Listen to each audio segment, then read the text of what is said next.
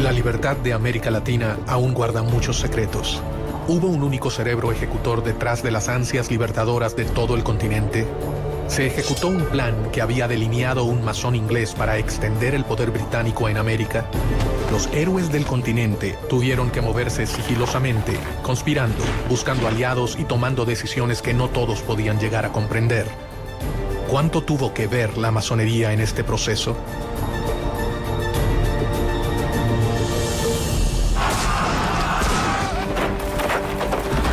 Los máximos libertadores de América, Simón Bolívar y José de San Martín, se reunieron una vez en su vida, a solas, a puertas cerradas en la ciudad de Guayaquil. Gran parte de la vida de los héroes transcurrió en un secreto absoluto. Sin embargo, nada es tan secreto como lo que ocurrió en aquella reunión. Se supone que discutieron los planes finales para la derrota de los españoles. ¿Cuál es la verdad sobre el rol de las sociedades secretas en la historia de la independencia de Latinoamérica?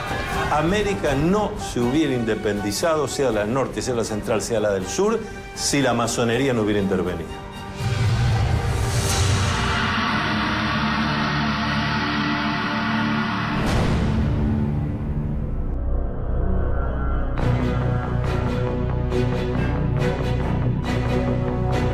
A lo largo de la historia, las sociedades secretas han manejado planes y alianzas ocultas para llevar a cabo sus objetivos.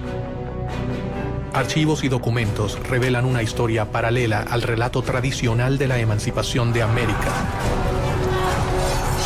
Sospechosamente, estas sociedades nacieron en Inglaterra, el reino que con más énfasis reclamaba mayor participación en América.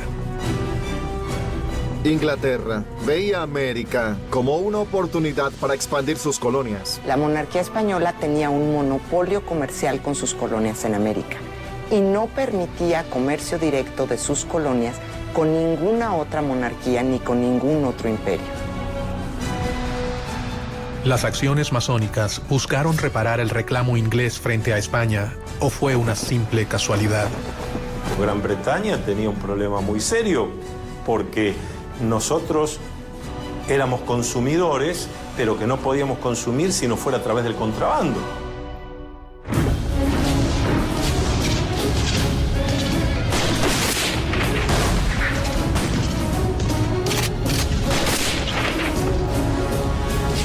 Después de las guerras napoleónicas, después de Waterloo, la economía inglesa está en una depresión y una recesión terrible, con altos niveles de desempleo, mucha disatisfacción, demostraciones populares, etc. Y la industria está como parada. Entonces, para Inglaterra, los puertos de las colonias españolas son extremadamente importantes.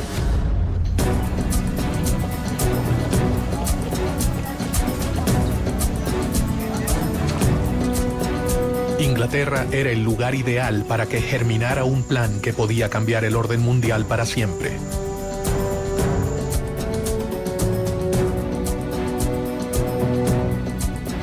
En este contexto, un venezolano conspiró contra el orden establecido. Francisco de Miranda. Miranda se va a convertir prácticamente en el americano más universal de su tiempo, en el criollo de mayor visión universal y de mayor preparación.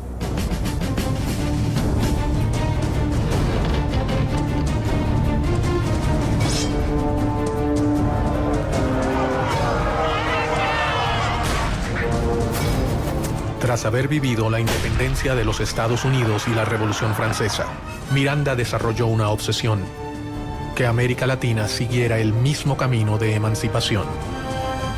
Él fue responsable de formar a los máximos líderes del continente, entre ellos a Simón Bolívar, José de San Martín y Bernardo de O'Higgins. Francisco de Miranda sabía que no se había embarcado en un plan sencillo, pero confió en el apoyo de sus hermanos masones. Él no fue el primero ni el único, pero sí un eslabón fundamental en una larga cadena de secretos y conspiraciones. Si existió un gran plan masónico, como el que decía Barruel respecto a la Revolución Francesa, Es difícil decir que había un gran plan masónico. Lo que sí había era que había muchos masones que adherían a los ideales de la Revolución Francesa y que querían traer esos ideales a América. Los masones fueron temidos por el poder conservador, pero en secreto, gran parte de los máximos representantes de las monarquías pertenecieron a las sociedades. Desde ministros hasta reyes han abrazado en privado las ideas que rechazaban y condenaban en público. Porque acuérdense que en todo el feudalismo, el rey o el señor feudal estaba allí, se decía, por indicación divina. Y las distintas iglesias aceptaban eso. La masonería nació mucho tiempo antes de que la Revolución Americana comenzara a gestarse. Sus primeros objetivos fueron muy diferentes a los que terminaron adoptando a lo largo de su historia. Esta sociedad de constructores de obras sacras se convierten en una sociedad civil. Es al mismo tiempo un centro de reunión para personas instruidas, para personas con un cierto nivel educativo, con una cierta preparación.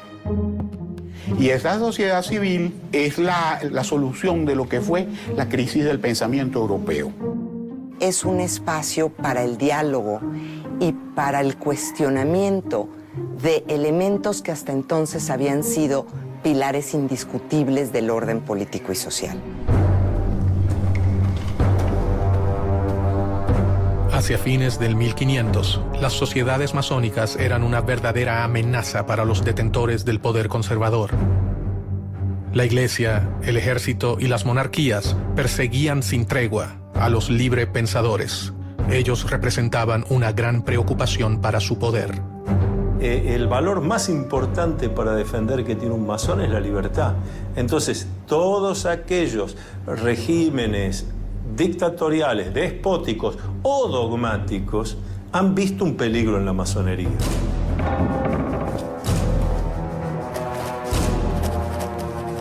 Clandestinamente, sin revelar sus verdaderas intenciones, los masones comenzaron a escalar posiciones en las estructuras tradicionales de poder. Los personajes políticos más importantes que se unen en la masonería lo hacen generando una especie de clientela política dentro de los masones y al mismo tiempo tratando de descubrir toda esta parte secreta, atractiva, interesante que proporciona la masonería. Fue en Inglaterra en donde las logias comenzaron a afianzarse en el poder, de la mano del rey Guillermo III. La masonería inglesa es una masonería simbólica, tiene solo 3 grados. Y los masones ingleses son hombres honorables que no conspiran ni contra la religión ni contra el rey.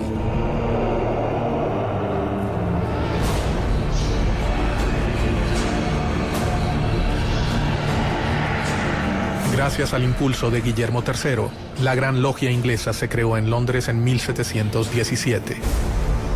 Ella sería fundamental para el resto de las sociedades. A partir de la Gran Logia Unida de Inglaterra aparece el libre y aceptado masón.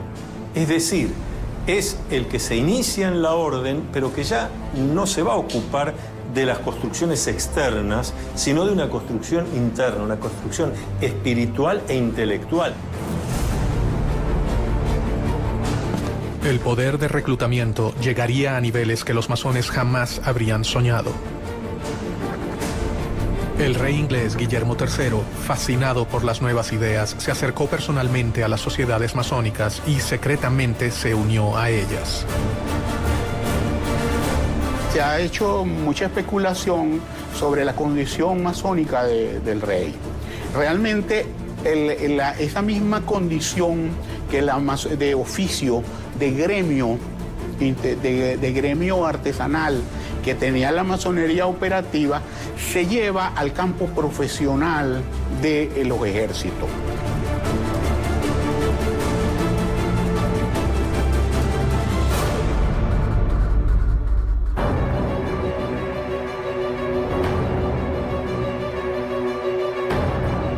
El accionar del rey inglés traería nuevos aires para la masonería europea. Se fundan logias en países como Irlanda, Escocia, Francia y Alemania. En 1726, la Gran Logia Inglesa abrió una sucursal en Gibraltar y en 1728 en Madrid y en Portugal, y al año siguiente en París.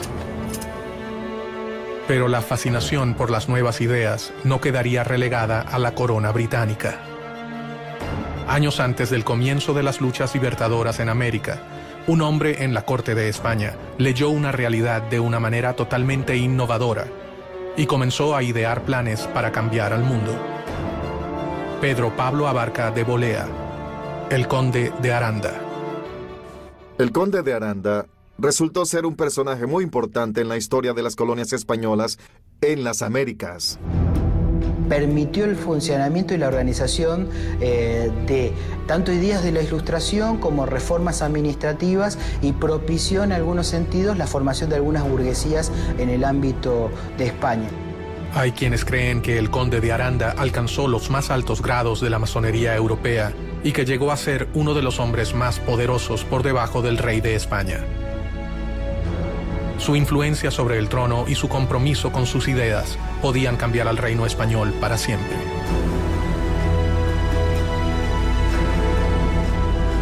Con su consejo, es probable que hasta el propio rey Carlos III haya formado parte de la masonería española. Carlos III es el monarca que decide implantar lo que se conoce en la historia española como las reformas borbónicas. Las reformas que impulsó Carlos III afectaron a las colonias en cuanto a su administración, a la división geográfica y al rol que cumplía la Iglesia en aquella época. Una de las principales reformas borbónicas es limitar el poder de la Iglesia Católica en los territorios americanos y en la misma península.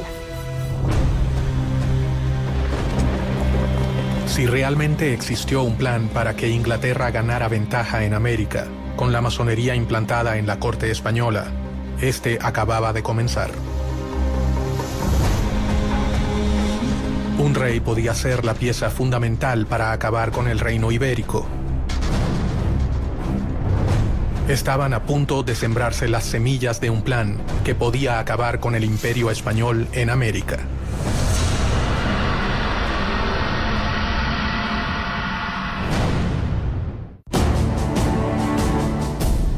La masonería es una de las redes de sociedades secretas más importantes de la historia.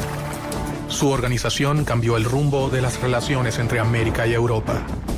Los grandes líderes de la independencia americana eran masones. Miranda, San Martín, Bolívar y O'Higgins fueron grandes maestros. ¿Qué intereses se ocultaban detrás de los planes masónicos? ¿Quiénes se beneficiaban?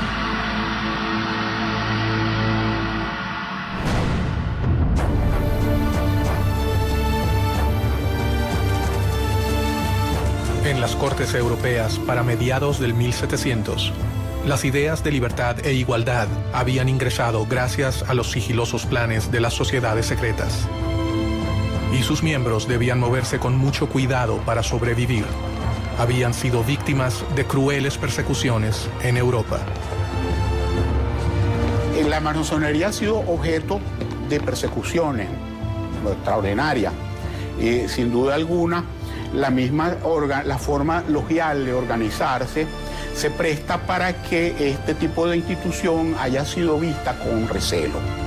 Dentro del trono, el hombre de mayor confianza del rey Carlos III era masón. El conde de Aranda había logrado que sus ideas influenciaran a la corona, pero si era descubierto, perdería, además de sus cargos, su vida.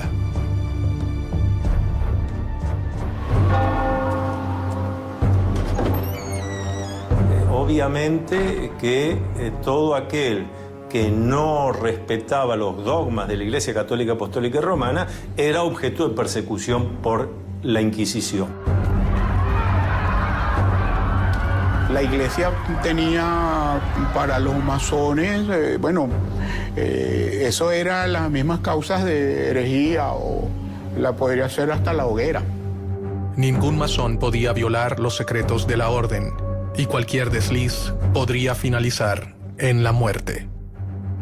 En masonería existe un juramento de conservar el secreto. Y aquel que viola ese secreto, en el ritual de iniciación y en el ritual del juramento se afirma que será castigado cortándole la lengua, tirando sus cenizas al mar, en fin, una serie de castigos muy violentos que son, desde luego, de orden simbólico. El objetivo de esta enorme cadena de secretos no era proteger a la persona, sino al cargo que esa persona había conseguido para la orden.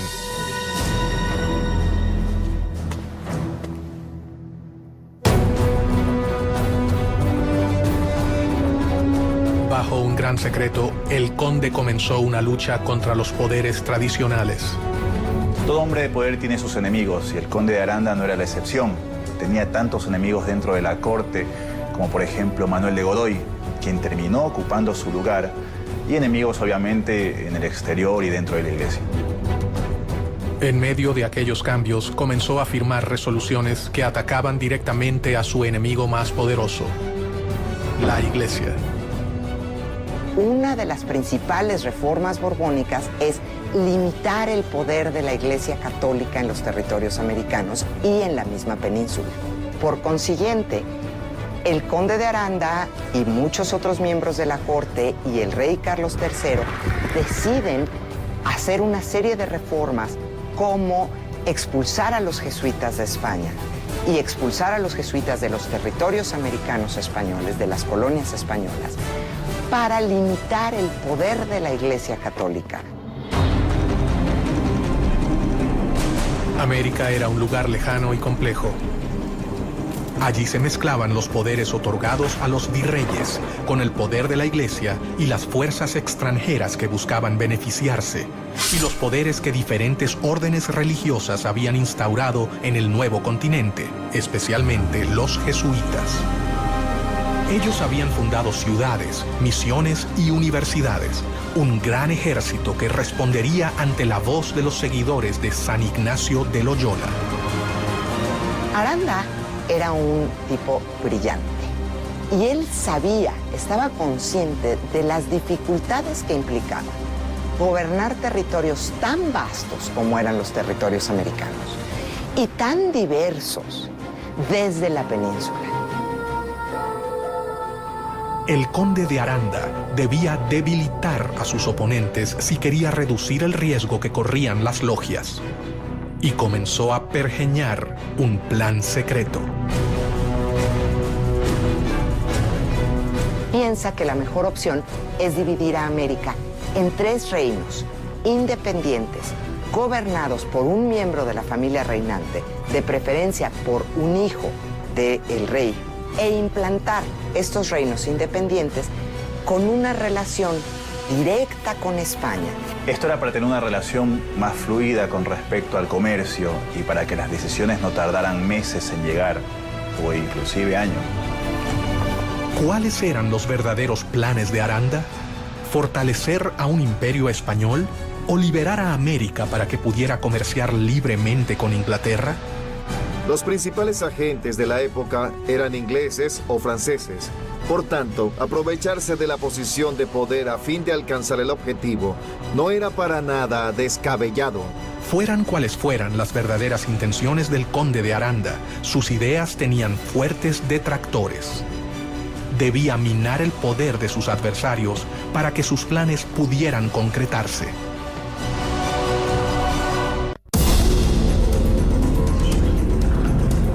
Los jesuitas habían creado una red de misiones y universidades en América que les confería un lugar privilegiado dentro del Nuevo Mundo. Los jesuitas, la Orden, la Compañía de Jesús, ha formado históricamente una organización dentro de la Iglesia Católica que se ha distinguido por algunos principios. Es una orden religiosa con una especie de estructura jerárquica militar. La Compañía de Jesús se había arraigado con fuerza en las colonias españolas en América. Habían logrado organizar a los pueblos originarios y gozaba de respeto y apoyo. Ellos tendrían capacidad de reacción frente a cualquier intento de cambio. Ahí hay varias contraposiciones, ¿no? Porque tanto el Marqués de Pombal, primero en Portugal y luego Aranda en España, van a impulsar procesos de modernización dentro de las coronas que replanteaban los mecanismos de conquistas que tenían en América Latina. El conde de Aranda consideraba que los jesuitas jamás habrían aceptado sus propuestas sin pelear. Enfrentarse a su poderosa organización habría sido fatal, así que ideó un plan para lograr sus objetivos. Y esta fue una de las causas para que los criollos empezaran a sentirse violentados por la corona española, pues sintieron que no se respetaba el papel de una institución que para ellos había sido siempre tan importante como era la Compañía de Jesús.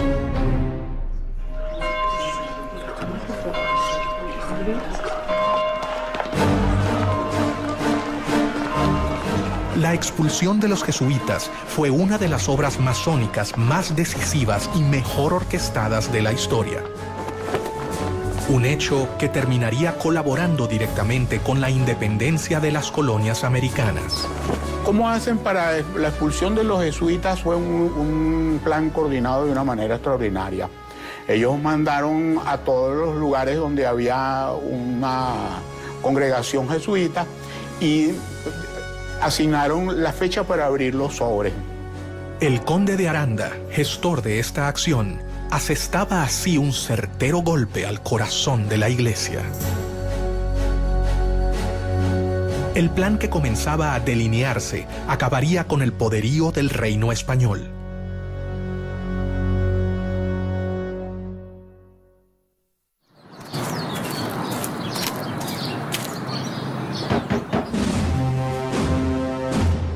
El decreto de Carlos III precisamente ordenaba que se abrieran los sobres ese día para que la operación no tuviera ningún tipo de resistencia. Al decreto de decir se abren los sobres, entonces esa era la gran noticia, y la gran noticia era que iban a ser expulsados de América todos los jesuitas. Pero en el momento que abrieron los sobres, esa fecha que se abrieron los sobres en toda América, en 24 horas estaban montados los jesuitas en los barcos y salían con destino al otro lado del Atlántico. Aranda había sentado las bases para terminar con las colonias españolas en América. Sin embargo, él nunca se imaginó que su plan se pudiera volver contra su propio reino. ¿O si lo sabía y todo fue un plan británico para poder obtener ventajas en las colonias americanas?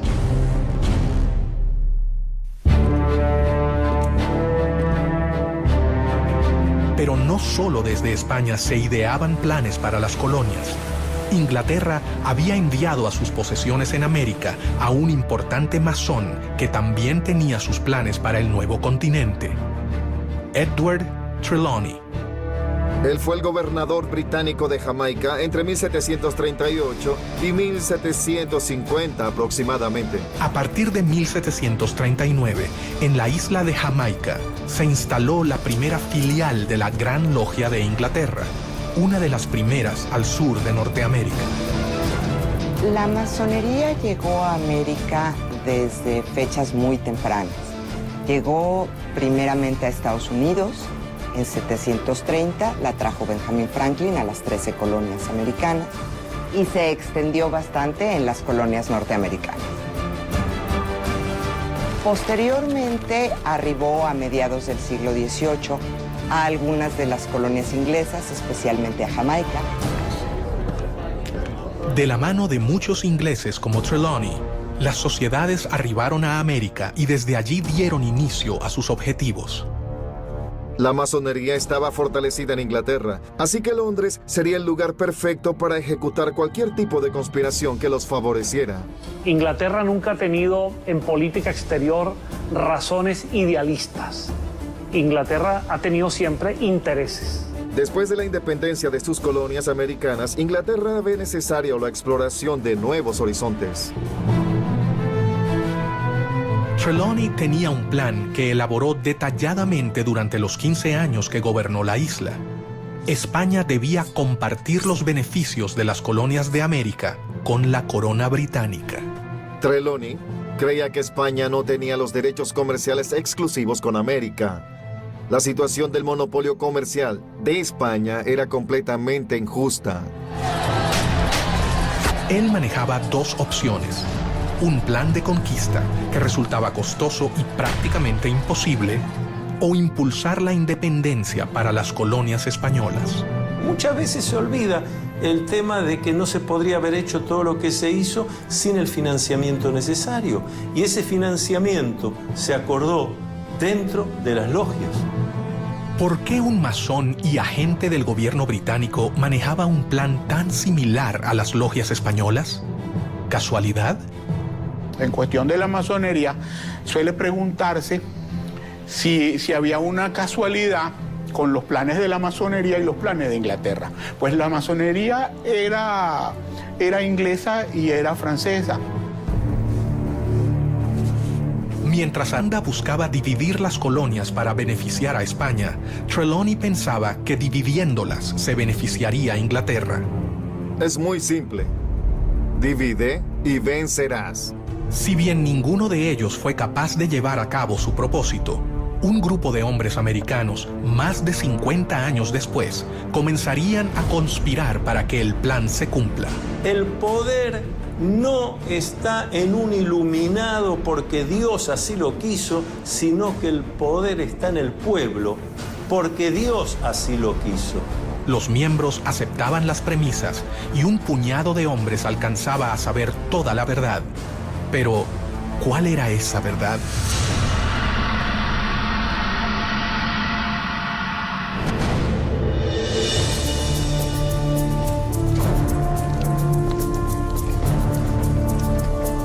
Los librepensadores llevaban a cabo una batalla interminable y desigual con la Iglesia. Si bien ésta había llegado al continente para evangelizarlo, ciertamente no tenía el mismo poder represivo que en los países de origen. El despotismo ilustrado tenía un plan para elaborar su crecimiento comercial, su incorporación a lo que era la evolución hacia el capitalismo, y la Iglesia tenía sus planes a largo plazo.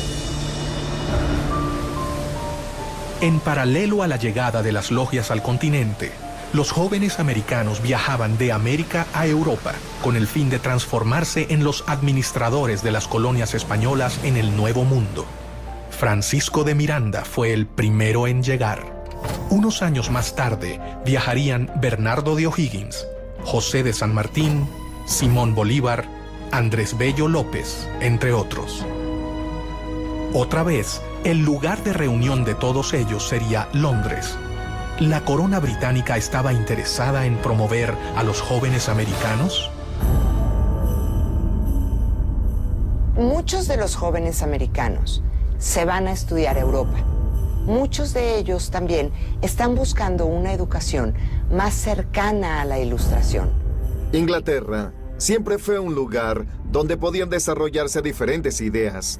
En Europa se encontraron con una realidad totalmente diferente a la que esperaban hallar. Están buscando una educación más cuestionadora, menos vinculada con la Iglesia, menos vinculada con el conocimiento tradicional. Y es en Inglaterra en donde hay un foco cultural, social, político, donde se está gestando el seno de este pensamiento ilustrado. Los jóvenes que partieron con el fin de realizar estudios formales terminaron convirtiéndose en los héroes de la independencia o en las manos operativas de un plan que había comenzado a forjarse antes de sus propios nacimientos. Casi se podría decir que Inglaterra funcionó con esta fórmula. Inglaterra le brindaba apoyo a Miranda. Francisco de Miranda, el americano más universal, se convertiría en una pieza clave de los planes independentistas. Miranda es un personaje muy interesante, porque es un personaje que tiene una carrera increíble antes de llegar a América, antes de llegar a tratar de impulsar la independencia de América. Es general del ejército francés, pelea en la Revolución Francesa, pasa por la corte de Catarina la Grande en San Petersburgo, vive en Londres y se conecta y está mano a mano con personajes importantísimos de la política inglesa. Miranda fue el padre de la independencia del continente, uno de sus ideólogos, protagonista de sus batallas y personaje fundamental en el diseño de una estrategia para llevarla a cabo. Miranda es un gran conspirador. Miranda es el gran arquitecto de la revolución, el gran arquitecto del proceso independentista. Miranda viajó hacia España en 1771, donde su vida cambiaría para siempre, y con ella el futuro de todo un continente. Sus contactos con la masonería le permite vincularse a Inglaterra para después convencer y sumarse con ciertas masones que estaban convencidos de que era necesario un proceso de emancipación para propiciar el libre comercio contra España. Ya en Europa, el joven Miranda comenzó su carrera militar para obtener el cargo de capitán en el ejército. Lo que hay que decir de Francisco de Miranda es que es un esclarecido. Es una persona con una mente brillante que comprende la importancia del lugar y del momento para empezar a desarrollar ese germen de libertad que es darle a América hispanoparlante la libertad de España. Paralelamente, se deslumbró con las nuevas ideas que se estaban gestando en el viejo continente.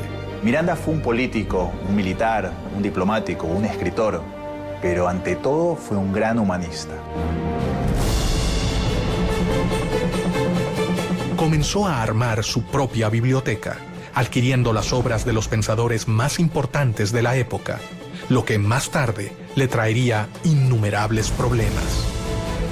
Miranda, allí en España, se había interesado en la lectura de obras prohibidas, tipo político, filosófico, obras de los enciclopedistas, de los ilustrados, y la Inquisición estaba muy pendiente de las personas como él que leían estas obras.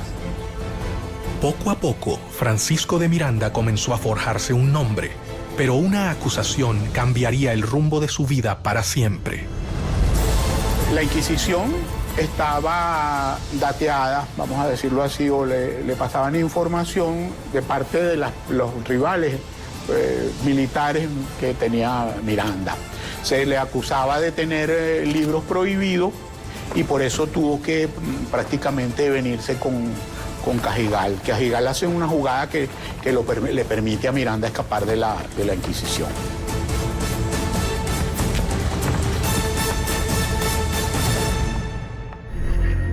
Y a partir de allí, Miranda es declarado prófugo de la justicia española, pasa a ser perseguido por España y obviamente, a medida que se van produciendo los acontecimientos, Miranda, cada vez la persecución de España es mayor. El 10 de julio de 1783 llega a los Estados Unidos. Ya se ha producido la declaración de la independencia, el hecho independentista de Estados Unidos, y Miranda se apasiona por ese proceso. Y Miranda va a viajar por distintas ciudades de los Estados Unidos, tratando de tomar contacto con esa realidad, con las causas que llevaron a la independencia, con la manera como los Estados Unidos de América se ha independizado de Inglaterra y sobre todo toma contacto con los ideales de los independentistas norteamericanos. En Estados Unidos, Miranda terminaría de comprender qué debía hacer. Había llegado al país que acababa de independizarse y allí conoció a los grandes protagonistas de la independencia. Especialmente trabó relación con George Washington. Tuvo entrevistas con líderes como Jefferson, Hamilton, Knox, es decir, con figuras muy importantes en la conducción del nuevo país independiente en Norteamérica. No se sabe exactamente dónde se inició el general Francisco de Miranda como masón. Algunos historiadores afirman que fue en 1774, en Madrid, y según el rito, York. Otros dicen que fue iniciado por el mismo George Washington en la Logia de Virginia. Muchos historiadores se preguntan cómo era posible que este joven, nacido en Caracas, de ascendencia isleña, canaria, que empezaba a ser perseguido por España, pudiese ser recibido en los Estados Unidos por el presidente de la nación y por los principales líderes de esa nación. De allí nace, entre muchos historiadores, la posibilidad de que Miranda en esa relación haya estado apoyado por la masonería. Su futuro comenzaba a dibujarse. El hombre que había servido al ejército español alrededor del mundo estaba por transformarse en la pieza clave para que perdieran sus colonias en América. Debajo de la mesa, alguien estaba poniendo en marcha los planes elaborados por el conde de Aranda y Trelawney, el viejo gobernador de Jamaica. La idea era separarse de España y de alguna manera seguir el modelo republicano que ya se había establecido en Estados Unidos. Miranda se ha convertido en masón, comenzando así a conocer las ideas más revolucionarias de la época. Ha vivido la independencia norteamericana de cerca, haciéndose eco de los ideales revolucionarios. Ha sido acusado por el país por el que arriesgó su vida y ahora mira hacia su continente. El futuro héroe de la revolución comenzó a desarrollar cada vez más sus planes para independizar a América, pero sabía que no podía hacerlo solo.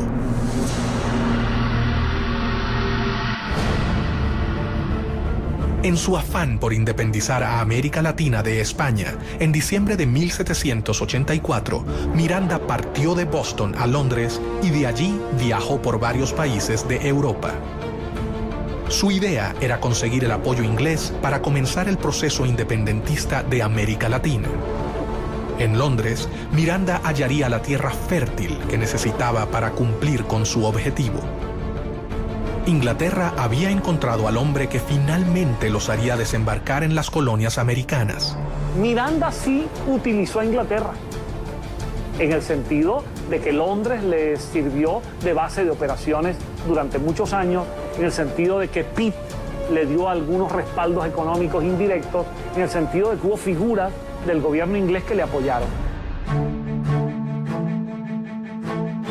Miranda decidió recorrer diferentes países europeos en búsqueda de apoyo para su plan.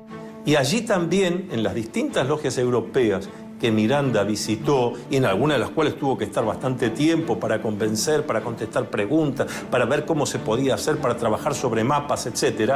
Allí también fue descubriendo quiénes eran los hermanos que tenía sentido que vinieran a América para ayudar, cuáles convenía que se quedaran allá y cuáles no se podía contar. En 1792 se encontraba en París, donde estaba en pleno desarrollo la Revolución Francesa. Sin dudarlo, Miranda decidió ponerse al servicio del gobierno revolucionario. Por segunda vez en su vida, se encontraba en contacto con ideales revolucionarios llevados a cabo por logias masónicas. Es que América dependía totalmente de lo que sucedía en Europa. América no tenía entidad política propia. América, para entender lo que pasaba en América, había que entender lo que pasaba en Europa. Y hasta 1815, Europa tiene una figura central que es Napoleón.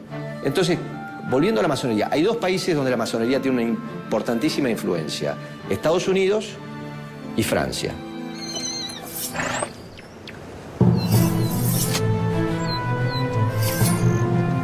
La Asamblea Legislativa, el gobierno francés en la época, lo destinó a Bélgica y Holanda para defender a la Francia revolucionaria del ataque de los ejércitos absolutistas.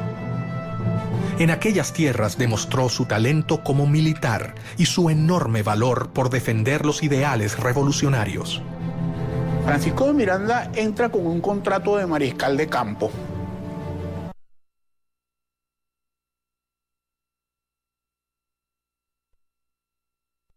Parte activa en este proceso. Es muy interesante porque el sector al cual Miranda está vinculado es al de los girondinos, y en Caracas se le acusaba más tarde de jacobino. Gracias a su aporte en Francia, Miranda se convirtió en el único latinoamericano cuyo nombre figura en el Arco del Triunfo.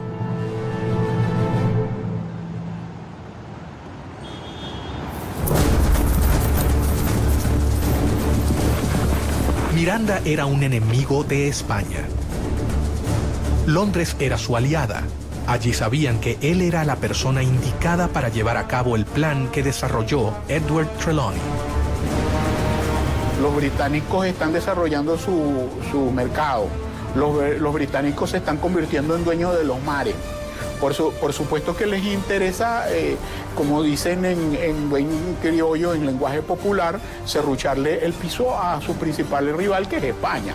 Entonces esas coincidencias van a encontrarse a lo largo del camino. Desde el siglo XVI, Inglaterra ha estado esperando la oportunidad de poder inmiscuirse en la vida de las colonias y todo hacía creer que estaban a punto de lograrlo. Durante su estadía en Londres, en 1797, Miranda fundó la Sociedad Patriótica Revolucionaria, Gran Reunión Americana, también conocida como los Caballeros Racionales, de la que fue gran maestro. Esta Gran Reunión Americana fue fundada por Francisco de Miranda, un venezolano, y que la fundó con el apoyo de la Gran Logia de Londres. Era una organización de corte estrictamente política que tenía como objetivo lograr las independencias de los dominios españoles en América. Entonces, toda esta narrativa de alguna manera vincula a Inglaterra con la independencia de las colonias españolas. La logia se reunía en su propia casa en Grafton Street 27. Allí comenzó a congregar a los jóvenes americanos que llegaban a Europa.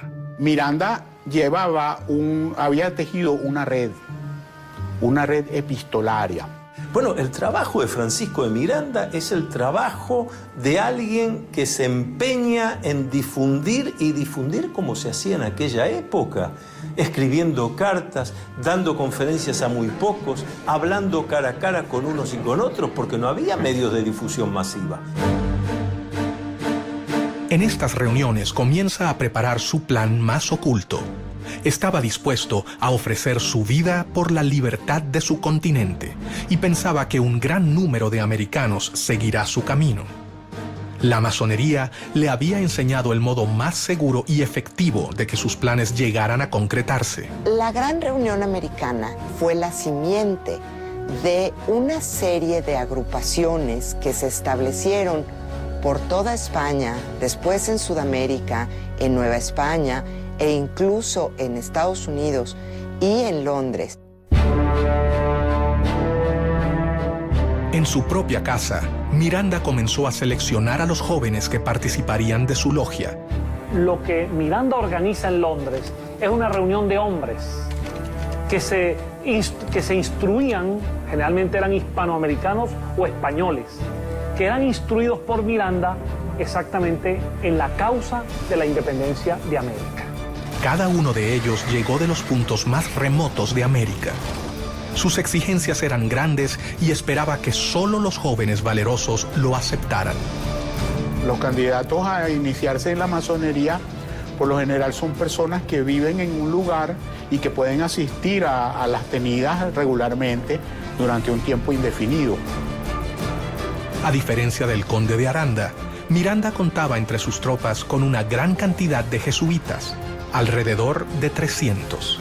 Durante el proceso de la independencia de Hispanoamérica, numerosos jesuitas participaron activamente en favor de la causa independentista, a diferencia del clero tradicional español que, en líneas generales, reflejaba los intereses de la monarquía.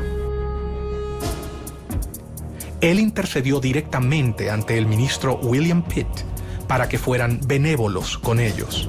Cuando algunos jesuitas fueron capturados dentro de los conflictos entre Inglaterra y España, algunos de sus jesuitas eran mirandinos, eran favorables a la causa de Miranda, y Miranda intervino ante Pitt para que los liberara. Más rápidamente de lo que creían, los enemigos de España se unían. Increíblemente, el plan del conde de Aranda estaba por tomar forma, pero no se realizaría para proteger al reino.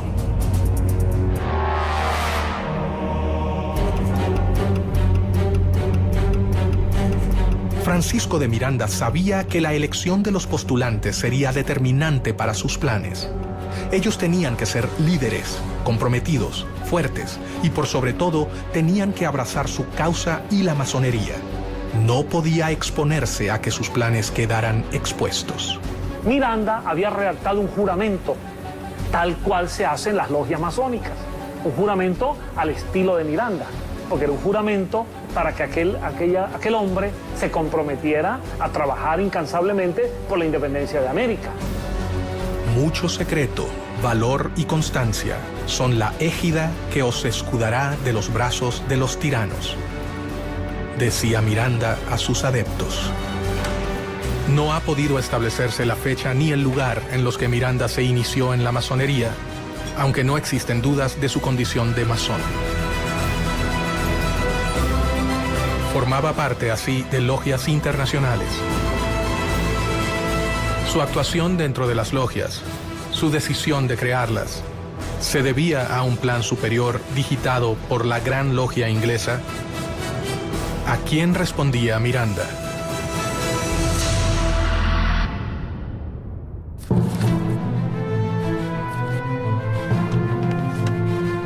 Casualidad o no, el plan elaborado por Miranda y las logias parecía responder palmo a palmo al plan creado cerca de medio siglo antes por otro masón, perteneciente a la Gran Logia de Inglaterra, el gobernador de Jamaica, Edward Trelawney.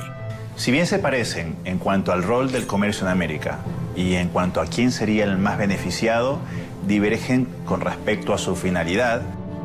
A diferencia de Trelawney y del conde de Aranda, Miranda puso en práctica lo que otros solo habían pensado. Es una época en la que se está dando una transición de un mundo constituido por instituciones, de una sociedad corporativa a una sociedad más individual. Para organizar sus filas, Miranda decidió no incluir hombres mayores de 40 años. El venezolano confiaba en que los jóvenes serían quienes lo ayudarían a culminar su plan. La inteligencia de Miranda lo llevó a comprender que para ciertas cosas necesitaba contar con lo que nosotros llamamos los ancianos sabios. Contactos políticos, diplomáticos, financieros. Pero para la ejecución concreta de la obra, lo que llamamos en masonería los grupos de masonería operativos, donde hay que ir a hacer cosas concretas, había que entusiasmar a la juventud.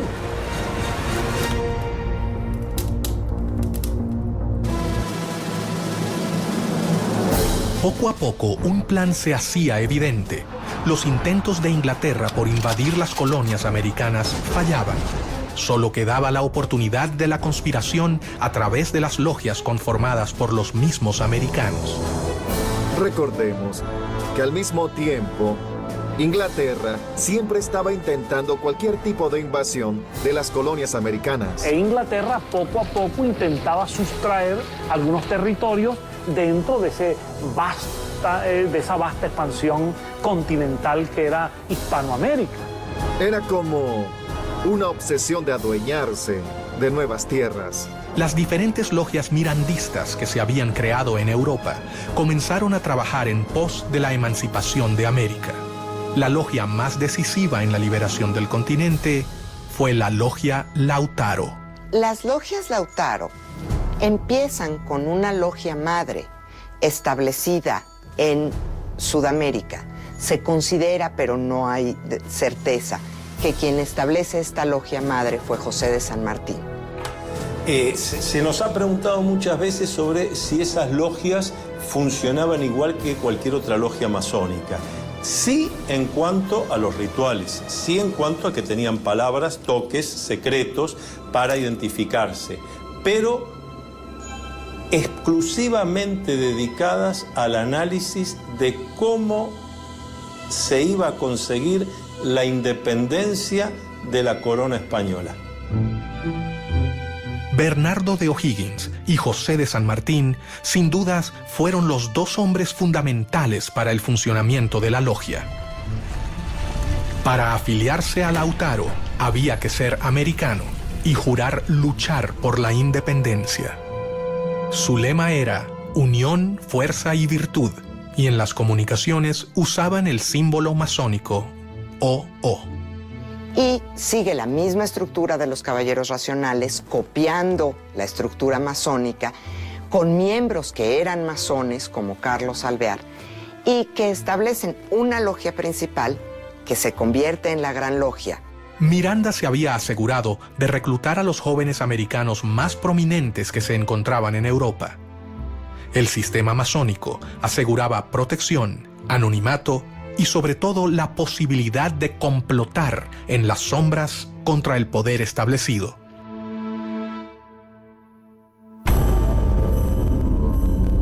Mientras que las logias se afianzaban en América, sus líderes debían tomar las precauciones necesarias para proteger a sus miembros. La clave de la supervivencia se encontraba en sus intrincadas estructuras, su complejo modo de ingreso y su compromiso de silencio. Las logias que operaban aquí practicaban rituales masónicos que tenían que ver más que nada con el sistema de grados. Según el grado que cada hermano tenía dentro de la logia, era el conocimiento de la parte del plan que tenía. El ascenso del grado tiene que ver con la lealtad que hayas demostrado a la causa de la independencia o a la causa de los gobiernos independientes. Las logias Lautaro tienen solamente 5 grados y el último grado está destinado para los líderes militares, que son aquellos que van a controlar, que son aquellos que van a llevar el mando de las armas en las independencias y después, mediante las armas, van a sostener los gobiernos independientes recién establecidos. Ninguno tenía todo el plan, de manera tal que si alguno de los hermanos hubiera caído en manos del enemigo y bajo tortura se hubiera visto obligado a revelar algún secreto, el secreto que revelaba era apenas un trocito de la totalidad.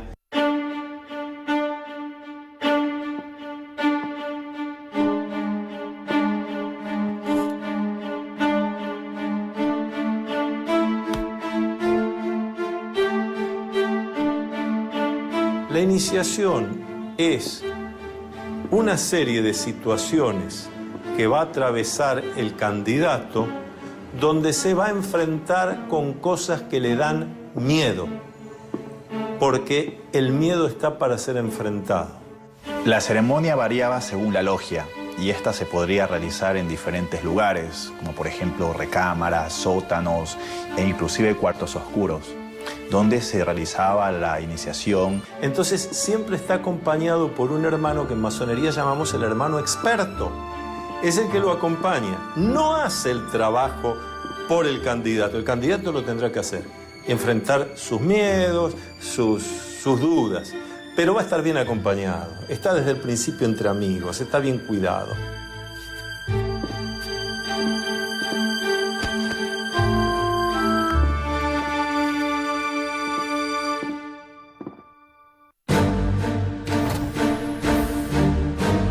Uno de los primeros en unirse a la logia fue Bernardo de O'Higgins. O'Higgins era hijo natural de Ambrosio O'Higgins, virrey del Perú. José de San Martín, O'Higgins, Simón Bolívar y tantos otros masones han recibido la influencia de Miranda de una manera muy concreta, muy positiva, porque son los que después llevan a la práctica con las armas la posibilidad de lograr países democráticos en América. A los 15 años fue enviado a estudiar a Londres y allí conoció a Miranda. Miranda le inculca a O'Higgins, a través del diálogo, a través de la lectura, 2 cosas fundamentales: ideas de libertad y espíritu de lucha, para lo cual Miranda llega a convertirse en un completo maestro para O'Higgins. En 1801, Miranda le encomendó a O'Higgins que fundara una logia Lautaro de caballeros racionales en Cádiz. Hay 3 documentos importantes sobre la Sociedad de Caballeros Racionales y esos documentos de alguna manera nos dan algunas pautas de lo que pudo haber sido esta sociedad, qué vinculación tuvo con la masonería y qué vinculación tuvo con la logia Lautaro. Miranda le escribió un texto que concluía: «Leed este papel todos los días durante vuestra navegación y destruidlo enseguida, No olvidéis ni la Inquisición, ni sus espías, ni sus sótanos, ni sus suplicios. En logias como las lautarinas, los secretos eran más imprescindibles, porque ahí había una guerra. Entonces, en medio de una guerra había necesarios los secretos, la inteligencia, la contrainteligencia. La logia comenzaba a convocar a los jóvenes más prometedores del continente, quienes estaban unidos entre sí por un lazo mucho más grande que el de la voluntad política. Ellos compartían todo un sistema secreto de fraternidad y solidaridad que habían comenzado a completar con un solo objetivo: terminar el dominio español en el continente.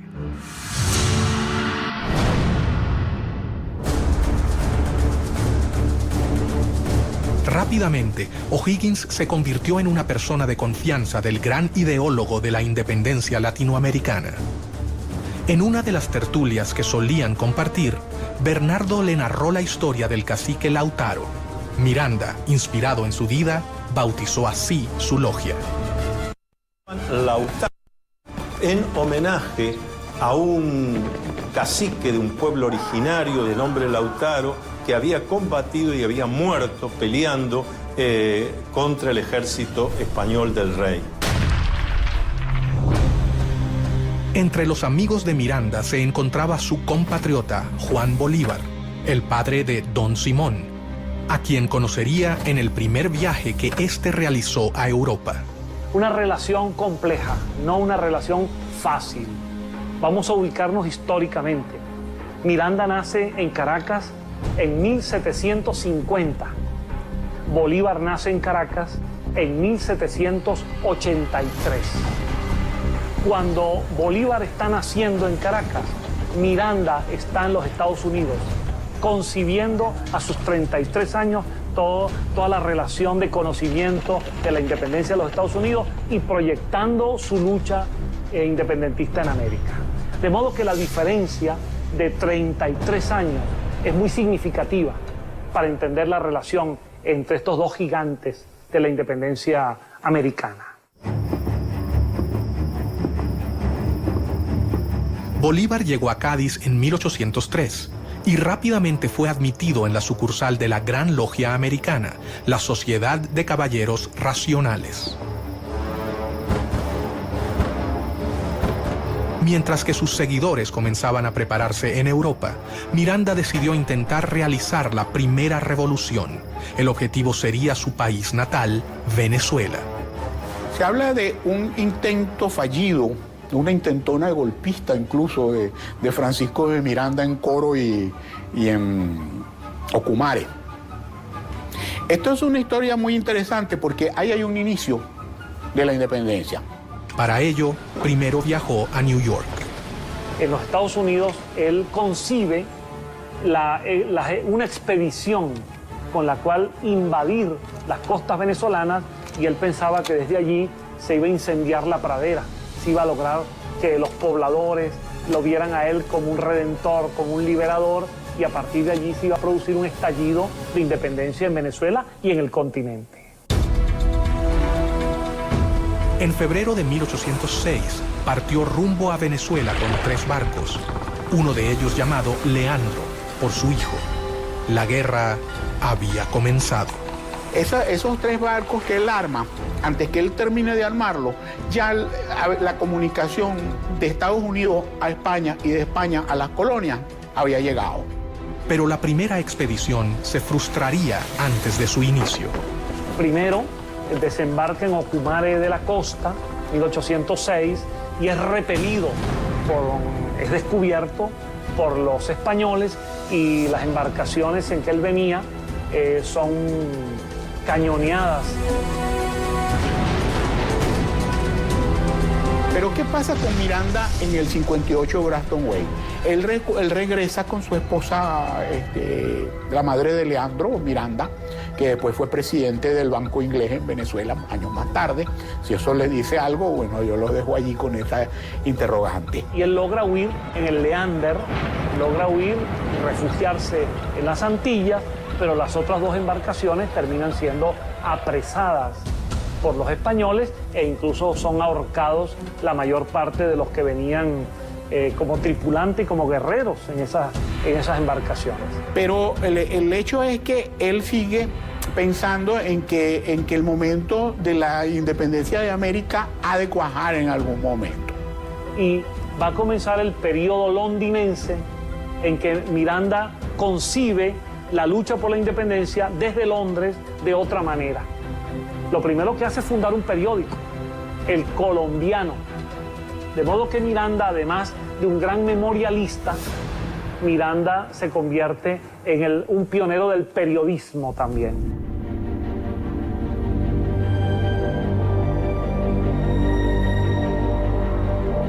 En 1806, Bolívar recibió el grado tercero, o maestro, en la logia simbólica London número 5 de Inglaterra. En 1810, en Londres, Miranda le confirió el supremo grado de iniciación en la Gran Logia Americana y juntos fundaron la Logia Protectora de las Virtudes número 1 en el oriente de Barcelona, Venezuela. Bolívar estaba totalmente convencido de que todos debían dar su vida por la causa americana. Simón Bolívar también va a ser una figura clave en el proceso emancipatorio del norte y de hecho también después va a tener contraposiciones y discusiones con los masones porque va a terminar prohibiendo el funcionamiento de la masonería en Colombia, sabiendo que después también los masones podían conspirar contra él. Convencido de sus planes de liberación del continente y de que el complot secreto era la mejor manera de lograrlo, Miranda continuó reclutando miembros para su causa. Uno de ellos fue José de San Martín, gestor de la independencia de Argentina, Chile y Perú. San Martín llegó a Londres 10 años después de que partiera O'Higgins. Algunos historiadores señalan que el paso de San Martín por Inglaterra es muy significativo, porque es precisamente allí en donde él se reúne con intelectuales, con políticos, para discutir el tema de la independencia de las colonias. Durante la campaña había conocido a Lord Macduff, un noble escocés que lo introdujo en el mundo masón en general y en la causa americana impulsada por Miranda.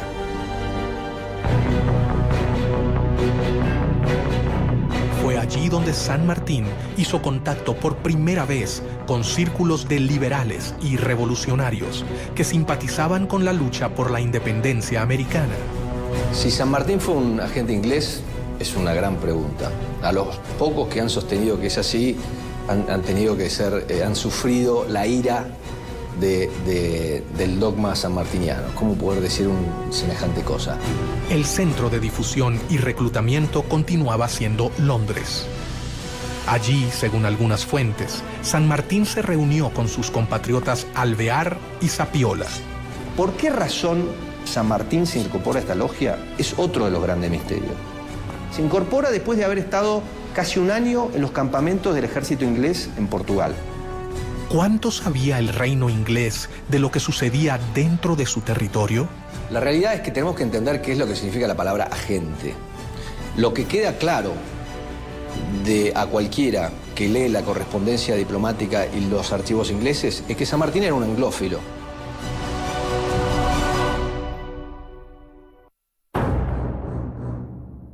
Miranda sabía que había logrado dar el primer paso. Las logias en Europa se fortalecieron y sus miembros estaban totalmente convencidos de la necesidad de la independencia. El siguiente paso era mucho más arriesgado. Se debían fundar filiales en el continente americano.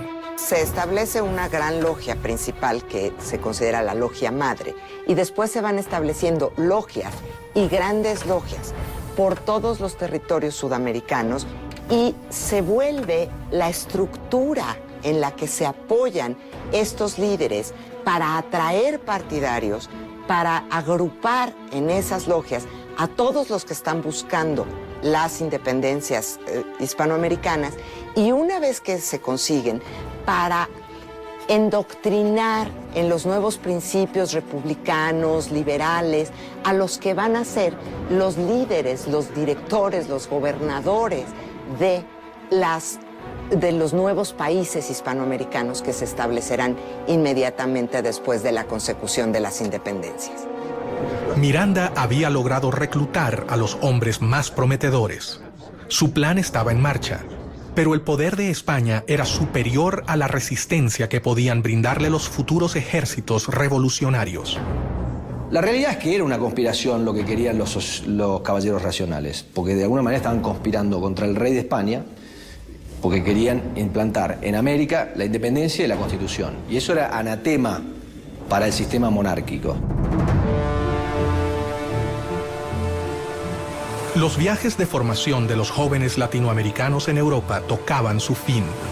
Tras haber concluido sus estudios militares y haberse formado en las ideas del humanismo, los futuros administradores de las colonias volvían a sus hogares, pero no regresaban con la idea de mantener la administración colonial. Ellos regresaban con un nuevo objetivo: liberar a sus tierras de España. Miranda lo había logrado. Una compleja red de sociedades se había formado a lo largo de todo el continente. La independencia latinoamericana estaba en camino.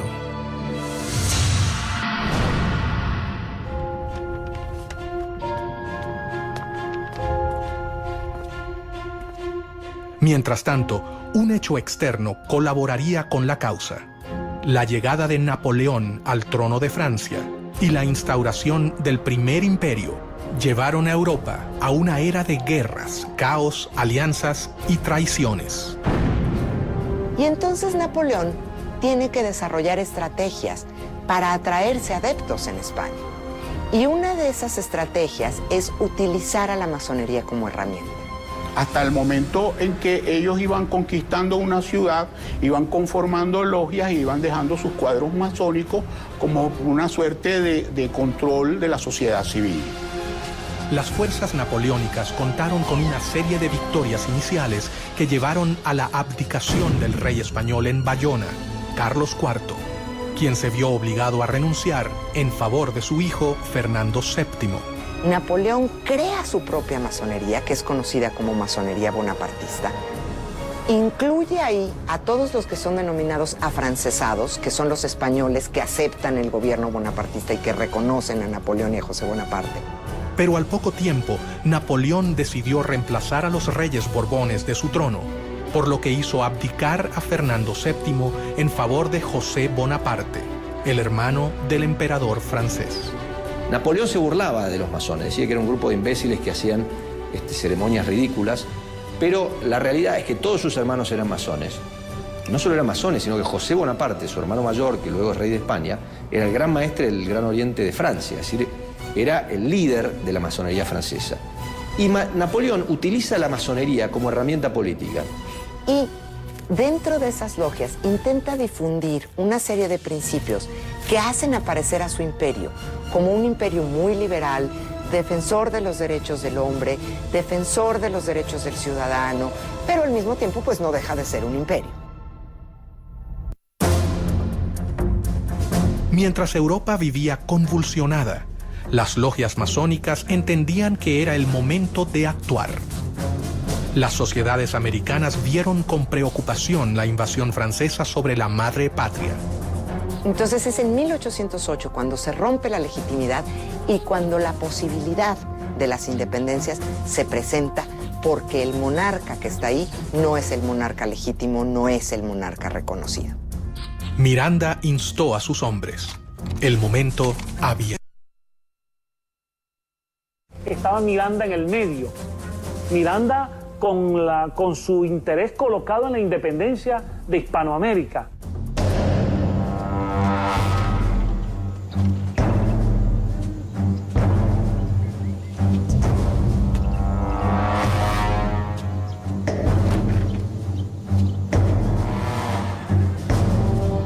La primera logia masónica mexicana se creó en 1804, a principios de la lucha por la independencia en Ciudad de México, en la calle de las Ratas, número 8.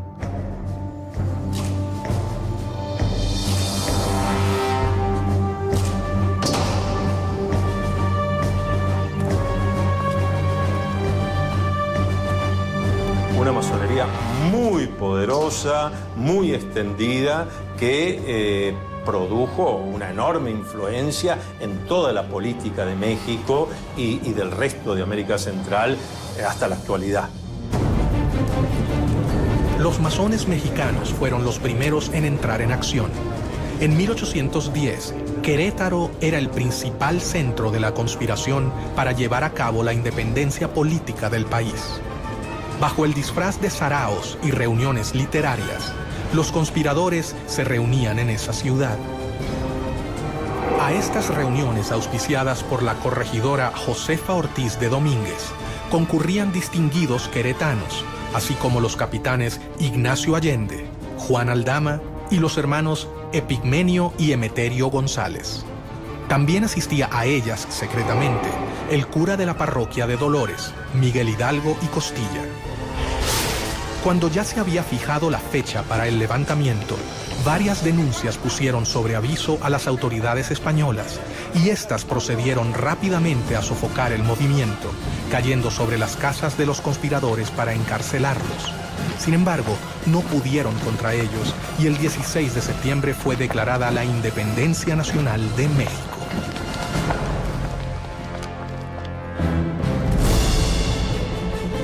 Bolívar y Miranda se reunieron en Londres, dispuestos a no posponer más sus planes independentistas. De hecho, el joven Bolívar toma la iniciativa, no autorizada por la Junta de Caracas, de invitar a Miranda a volver a Caracas. Bolívar partió de Londres rumbo a La Guaira, donde llegó en diciembre de 1810. Pocos días después, también llegó a La Guaira Francisco de Miranda. Cuando Bolívar retorna a Caracas, Miranda, por discreción, toma una embarcación una semana después.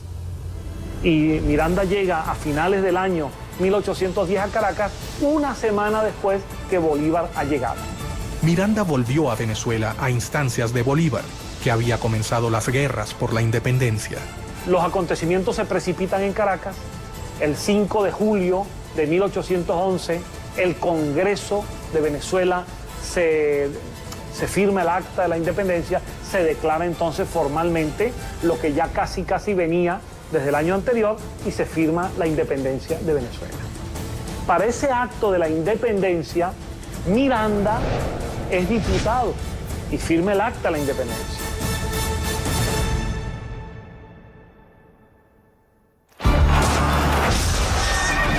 Miranda fue nombrado generalísimo del ejército venezolano, pero tras una serie de reveses militares, tuvo que capitular.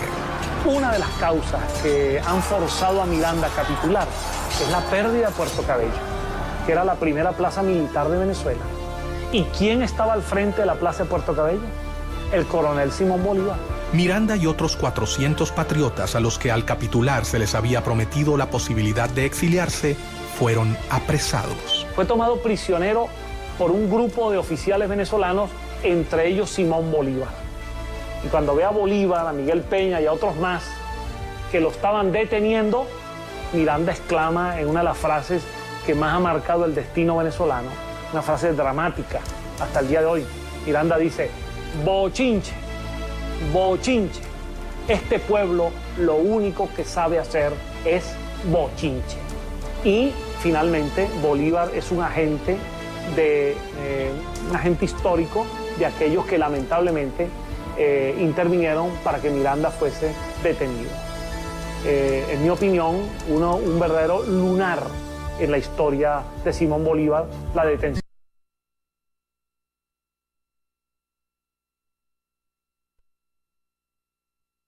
Hasta el momento eran confusos.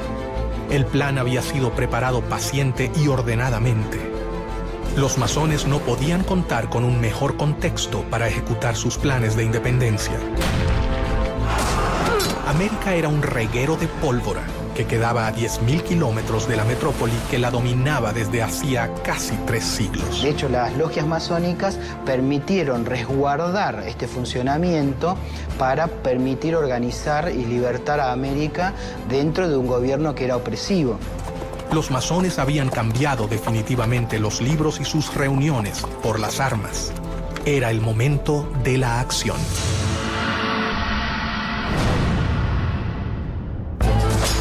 Dos caudillos se destacan en los ejércitos libertadores dos discípulos de Francisco de Miranda, José de San Martín, quien desde el Río de la Plata sube hacia el norte, y Simón Bolívar, que lleva la revolución en sentido inverso, desde Venezuela.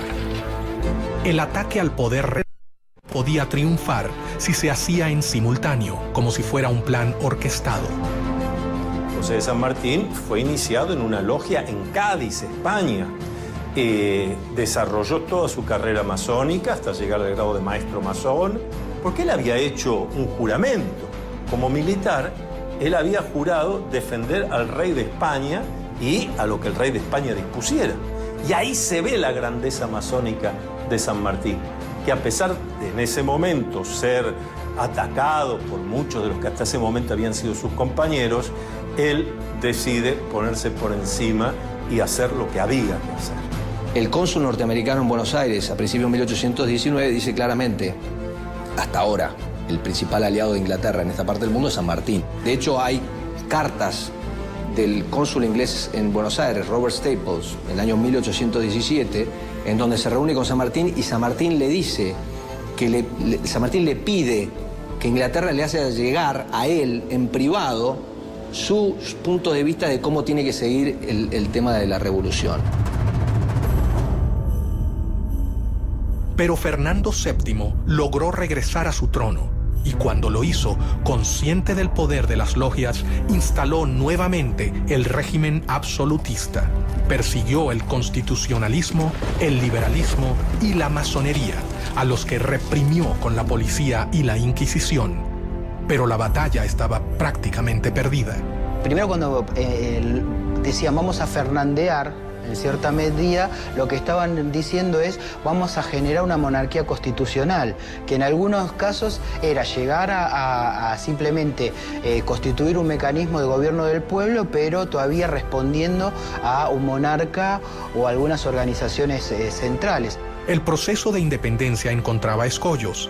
Las diferencias entre sus actores crecían. Todo parecía indicar que era más sencillo ponerse de acuerdo en liberar a América Latina de España que en sentar las bases de un nuevo tipo de sistema de gobierno.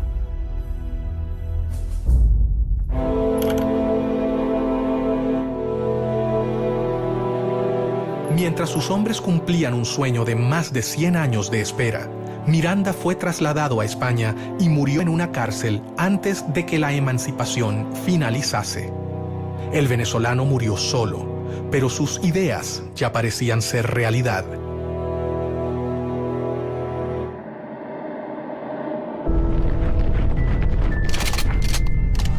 Los conflictos en Europa y España ocurrían tal y como lo había previsto Pedro Pablo, conde de Aranda, cuando sostuvo ante el rey Carlos III: jamás han podido conservarse por mucho tiempo posesiones tan vastas, colocadas a tan gran distancia de la metrópoli. Sin embargo, no se transformaban en reinos leales al imperio español. Todas estas diferencias marcan en cierta medida también algunos posicionamientos de intereses que tenían cada uno de los grupos, tanto regionales como de las alianzas estratégicas a nivel internacional que tienen cada uno de ellos. Los masones siguieron sus planes. Cientos de miles de hombres de todo el continente han abrazado su causa.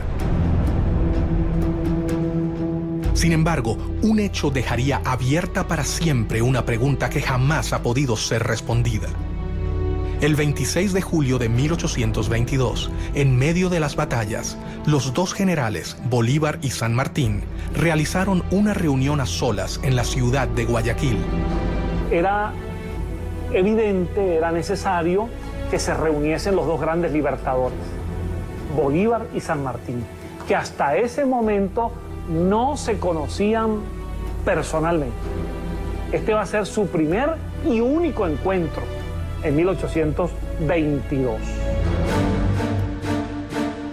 Ellos conversaron y esas palabras que nadie jamás supo cambiarán la historia del continente. ¿Qué ha pasado ahí? ¿Qué ocurrió? Se ha especulado mucho, pero no lo sabemos. Pero no lo sabemos precisamente porque como buenos masones conocían todos los secretos y algo los lleva a tomar esas decisiones. Bajo una de las versiones más popularizadas, por ejemplo, en la Argentina, la influencia inglesa fue bastante nefasta y de alguna manera impidió que San Martín terminara su tarea liberadora y que de alguna manera lo forzó a retirarse de América en su entrevista con Bolívar. Tras conversar a solas, los hombres se despidieron. Pero al salir, la realidad había cambiado. Bolívar finalizaría la gesta independentista. San Martín se retiraría a Europa. Yo no sé si San Martín era un agente inglés. Lo que sí sé es que San Martín era un hombre que tenía convicciones políticas muy conservadoras que era conveniente para Inglaterra. ¿Tuvo algo que ver Inglaterra en esta reunión? El hecho es que los historiadores, algunos historiadores, han registrado que el propio saludo que se dan San Martín y Bolívar al conocerse en Guayaquil es un saludo típicamente masónico.